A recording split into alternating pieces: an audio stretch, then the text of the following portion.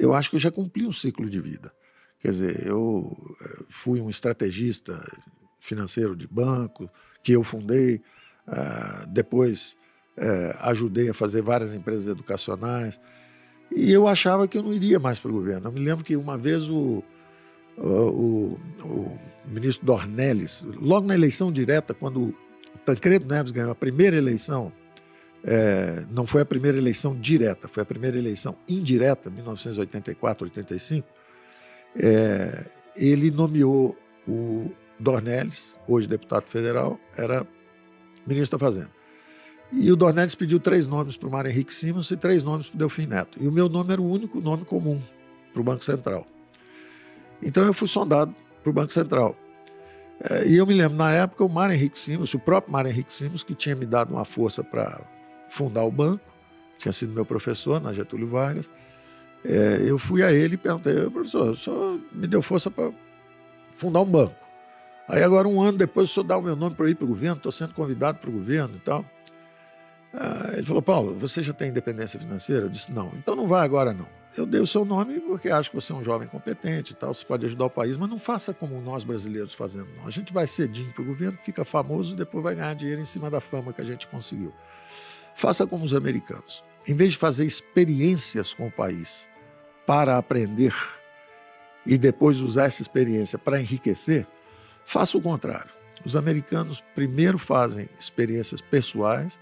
O primeiro terço da vida você estuda bastante, o segundo terço você adquire sua independência financeira e no final da sua vida, já mais velho, experiente, fez tudo o que tinha para fazer, vai e sirva a nação.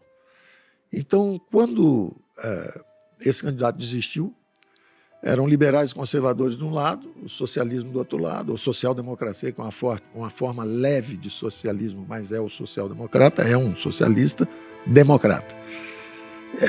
Eu achei que era uma obrigação, um governo que tinha sido devastador financeiramente, era uma obrigação ir lá e tentar consertar. Eu acabei indo e, quando chegou o Covid, evidentemente, interrompeu os planos mais avançados que nós tínhamos, mas eu acho que, pelo menos, deu-se para perceber o vigor de uma economia quando ela usa as ferramentas de mercado, né?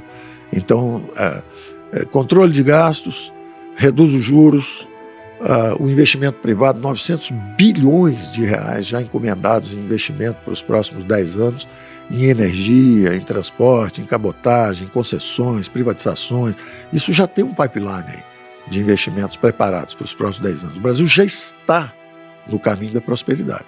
Agora a pergunta é se nós vamos nos manter ou se nós vamos sair do caminho da prosperidade.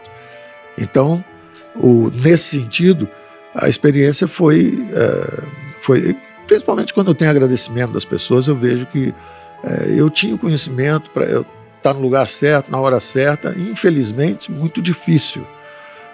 Mas as ferramentas funcionaram. Ao longo do curso, nós vamos ver. O crescimento econômico de longo prazo depende justamente da acumulação de fábricas, instalações industriais, investimento em pesquisa, tecnologia, educação, reformas. Esse é o crescimento a longo prazo. Mas você tem as flutuações cíclicas. Por exemplo, um Covid, um choque desse, derruba o PIB.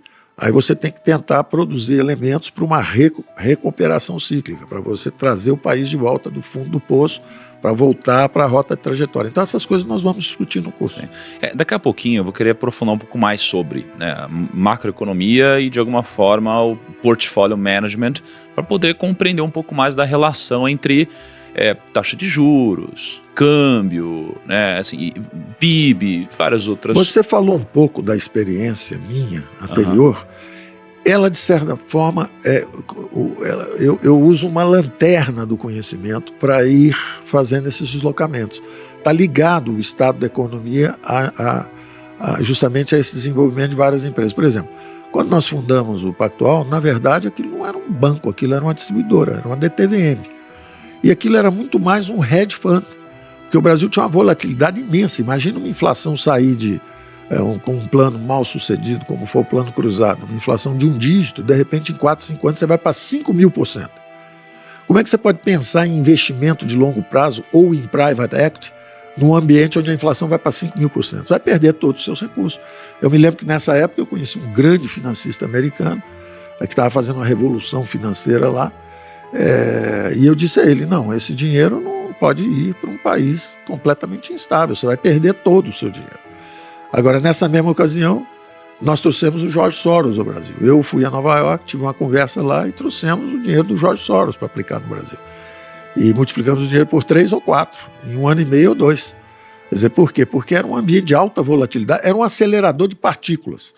Então, se você acabou de aprender uma teoria lá fora, eficiente, de como é que funcionam os mercados, e você coloca no acelerador de partículas, a coisa acontece numa velocidade incrível. Então, você fazia o movimento e aquilo virava dinheiro rapidamente, porque tinha um ambiente de alta volatilidade, ou seja, era um mercado de traders. Compra, vende, compra, vende. Aí depois vai virando essa mesma instituição, à medida que o Brasil vai se estabilizando, você começa a esticar estratégias. Por exemplo, vamos supor com o câmbio. O câmbio você comprava, no momento que um plano vai dar errado, ele subia um pouco, você vendia. Aí vai fazer um outro plano, dá a impressão que vai dar certo, aí o câmbio descia de novo. Aí você comprava outra vez, sabia que o plano ia dar errado, ele subia, você vendia. Então era um mercado de especuladores, de traders. Aí de repente o país começa a se estabilizar, com juros imensos, que foi o Plano Real, um plano muito bem concebido do ponto de vista monetário, um plano monetarista até os ossos, super bem concebido como plano monetário, mas sem dimensão fiscal, sem dimensão cambial. E mais resultado, com juros bem altos. Então, em vez de comprar e vender dólar, é muito mais interessante se você sair do mercado de trading e ir para um mercado de posições. Então, se você tomasse uma dívida em dólar, pagando dólar mais 2%, dólar mais 3% ao ano, e emprestando no Brasil a 70% ao ano, a 60% ao ano, 50%, 40%, nós ficamos uma década com juros de 2 dígitos. Então, é uma estratégia de posicionamento, descasamento de moedas, vai ficando uma coisa um pouco diferente. Aí, quando a estabilização está consolidada, em vez de você estar num banco que faz essas operações um pouco mais sofisticadas financeiras, você começa a levar o seu próprio banco para fazer os primeiros IPOs e abertura de capital, porque a bolsa começa a subir e quando o valor dos ativos existentes está bastante alto, o interessante é você virar uma fábrica de novas companhias, que é um private equity. O private equity é uma fábrica de empresas novas. Por exemplo, quando eu tinha a sua idade, o Brasil tinha 5 mil empresas listadas em bolsa. Hoje ele tem 400, 500 no máximo. Quer dizer, o Brasil evoluiu, perdeu qualidade desse ponto de vista, mas o mercado ficou muito mais sofisticado, com penetração. É um mercado hoje muito mais profundo, mas tem poucos empreendedores realmente bem-sucedidos, reconhecidos por essa massa de investidores. Então, de um lado, tem um desenvolvimento do mercado financeiro forte, muitos jovens entrando nessas atividades, como gestão de recursos, consultoria de investimentos, tudo isso de um lado. E do outro lado, cadê os empresários que podem fazer essas captações de recursos? Eles são abatidos num sistema econômico onde só tem lugar para o pequenininho, invisível, que está embaixo do radar, que o governo não chega nele, ele está na economia informal, ou o gigante que já atravessou e vai a Brasília e conhece Brasília. No meio, esse meio que é o formador da grande classe média, que é o que dá potência, é o que permite democracia e mercados, um sistema social saudável, sólido, que é a democracia e mercados, isso aí nós ainda estamos em transição, nós não chegamos lá. Mas aí eu vou me deslocando então em direção ao private equity. Então você que tinha um hedge fund, começa a ir para um banco de investimento mais sofisticado, que começa a fazer os primeiros IPOs, as equipes de pesquisa. Depois você chega ao private equity, que já é um animal mais especializado na fabricação de novos. Realmente o que falta são os coordenadores de recursos. Você sabe disso, você montou uma empresa. Você tem que pagar o aluguel, acender a luz, treinar uma opção de gente, contratar, fazer acordos, desenvolver produtos. Isso é uma atividade, isso é a prosperidade. É uma opção de gente, é o câmara, é o outro analista de sistema, é o outro que é o de comunicação, é o cara do marketing, é a turma da luz, da produção, que monta o palco, a turma que faz o show. Quer dizer, esse mundo de empreendedorismo, na hora que você começa a baixar os impostos, baixar os juros, abrir a economia, é uma riqueza extraordinária que começa a se revelar.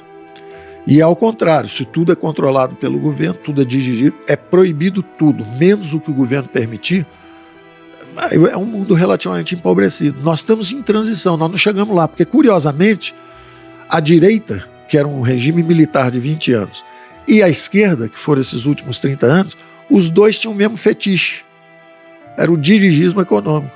Os dois gostam de empresas estatais, os dois gostam de regras de controle de preço, os dois gostam de tudo isso. Então nós estamos numa transição que ainda não terminou em direção à democracia e mercado. Os 3 pontos positivos do momento, do cenário atual, eu diria, foram confirmações de teses que eu defendi os últimos anos. Eu sempre disse que o Brasil tem uma democracia barulhenta, porém robusta, ela está em transição. Então, essa barulheira toda, como eu disse antes, é o resultado da emergência, da revelação, do surgimento da centro-direita brasileira. Existem os conservadores, são muito importantes, pensam em família, pensam em valores, pensam em meritocracia, pensam em trabalho, produtividade, pensam em religião, pensam em Deus, pensam no país. Existe um trabalho clássico do Max Weber, sociólogo, o capitalismo e a ética protestante. Então, países anglo-saxões que tiveram um desenvolvimento relativamente rápido do ponto de vista econômico, ele associava a ética do protestantismo. Cuida da sua família, trabalhe duro, faça bem aos outros, valores, princípios.